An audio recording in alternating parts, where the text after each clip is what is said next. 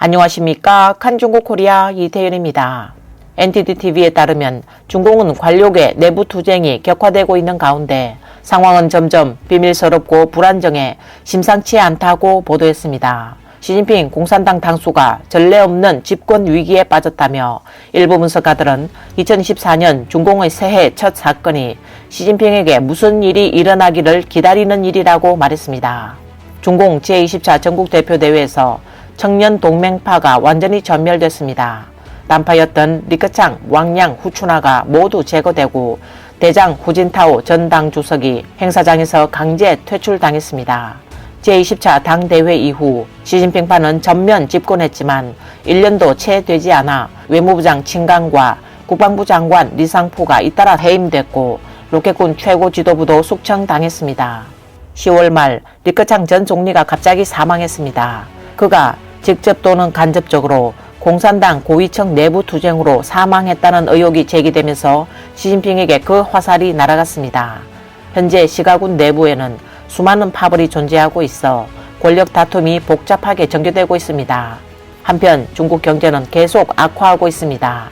특히 3년에 걸친 제로 방역 정책은 중국 경제에 큰 타격을 입혔고 중공 당국은 고심에 빠졌습니다. 이 기간에 거대 부동산 대기업 비구이 위안과 헝다 등이 잇따라 폭락하고 수많은 기업이 문을 닫았으며 실업률이 상승하고 오프라인 매장이 줄줄이 문을 닫으며 각 업계가 울부짖었습니다. 지난해 11월 중공의 극단적인 제로 정책에 항의하기 위해 상하이의 많은 사람이 거리로 나와 일제히 공산당 물러가라, 시진핑 물러가라 라고 외쳤습니다. 올해 11월에도 중공의 폭정에 항의하기 위해 미국 에이펙 정상회의에 참석한 시진핑을 향해 미국 각지와 세계 각지에서 몰려든 시위자들이 회의장 밖에서 일제히 구호를 외치는 등 국내외에서 중공에 항의하는 목소리가 전례 없이 높아졌습니다. 곧 2023년이 저물고 2024년이 다가오는데 중공의 정치 경제 상황은 어떻게 될까? 시드니 공과대학 펑총이 부교수는 최근 에포크타임스와의 인터뷰에서 2024년 중국에서 어떤 큰일이 일어날지 하늘의 뜻은 예측하기 어렵다면서도 민심과 정치 상황은 분석할 수 있다고 말했습니다. 그는 중국의 변화는 공산당이 언제 무너질 것인지에 달려있다고 말했습니다. 펑청이는 현재 중국의 가장 큰 변수는 사실 시진핑의 사망 시기라고 지적했습니다.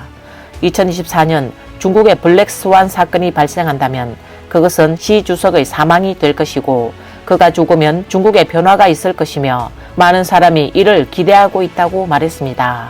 올해 11월 해외 민주화 운동가 웨이징성, 왕단, 왕준타오 등은 로스앤젤레스에서 폭정을 종식하고 민주중국을 건설하는 방안을 논의하자는 국정회의를 발족했습니다.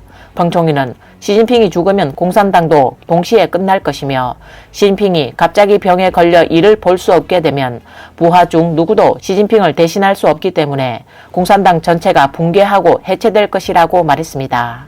현직 정치평론가 외산도 최근 에포크타임스에 기고한 글에서 시가군 내부 파벌들은 각자의 야망을 품고 있다. 리창은 약해 보이지만 야망이 없는 것이 아니다. 그는 20차 당대회 이후 밤낮으로 조상의 묘를 지키게 한 것으로 드러났는데 마치 시진핑이 죽으면 그가 1순위로 권력을 잡을 수 있다고 기대하는 듯하다. 이전 제7기 상무위원회 최연소 위원 딩쉐상은 마오쩌둥이 죽기 전 화구펑을 후계자로 임명한 것처럼 시진핑이 죽기 전에 자신이 후임으로 마지막 말을 남기기를 바라며 책략을 꾸미고 있는 것으로 전해지고 있다. 그러나 중앙안전국을 장악하고 있고 총대를 쥐고 있는 것은 차이치이다. 시진핑이 죽으면 혼란을 틈타 권력을 탈취하는 여건이 차이치가 더 유리하다는 평을 받고 있다고 말했습니다. 외사는 마지막으로 현재 중난하이에는 시가군이 가득 차 있다. 그들은 각자 시진핑의 총애를 다투면서 각자 야망을 품고 있어 중난하이 내부에서는 드러내지 않는 다툼의 중심이 되었다. 그리고 이제 시진핑이 집권 말기에 접어들면서 중공 정권 붕괴가 가시화되고 있다고 지적했습니다. 정치평론가 종미아는 이전에 시가군 사람들은 경륜과 능력이 색다르거나 뛰어나지 않다. 이제 시진핑의 가장 큰 위협이었던 리커창이 사라졌으니 그들은 새로운 권력자가 되기 위해 내부 투쟁을 벌이므로 더 복잡하고 혼란스러워질 것이다. 이는 중공 내부 투쟁의 새로운 특징이 될 것이다. 그들의 투쟁은 내부로부터 중공 정권을 빠르게 무너뜨릴 가능성이 가장 높다고 말했습니다. 이번 영상은 여기까지입니다. 시청해주셔서 감사합니다.